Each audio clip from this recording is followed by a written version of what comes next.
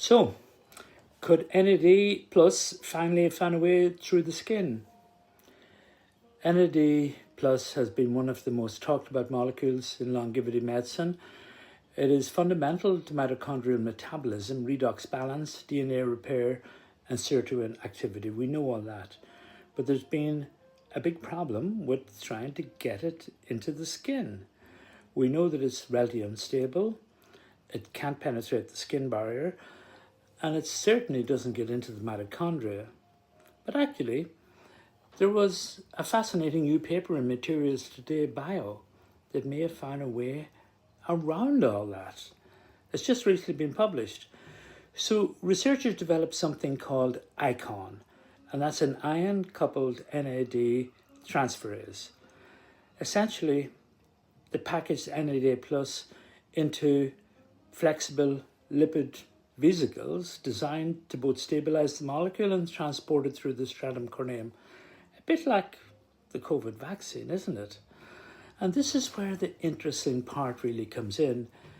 In both porcine and human skin, ICON delivered significant more NAD plus into the tissue than free NAD in human skin. They demonstrated penetration going all the way down into the dermis, where metabolically active fibroblasts reside and they can be acted on.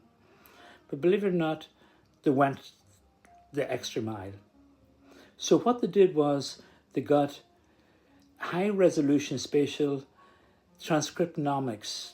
This is a thing that uses UV stress human skin, and they were able to examine it afterwards to see whether aging related cellular programs changed after NAD plus delivery.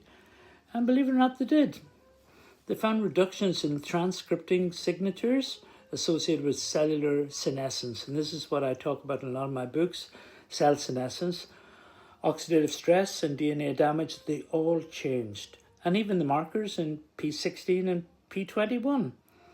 So there was evidence that actually the NAD had got into the skin and it worked.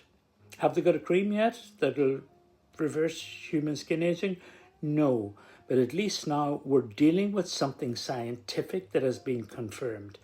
So these were laboratory and not sort of skin models per se. And that's an important distinction also. So they demonstrated, I suppose, something interesting at two levels, delivery and biological activity. And then what we really need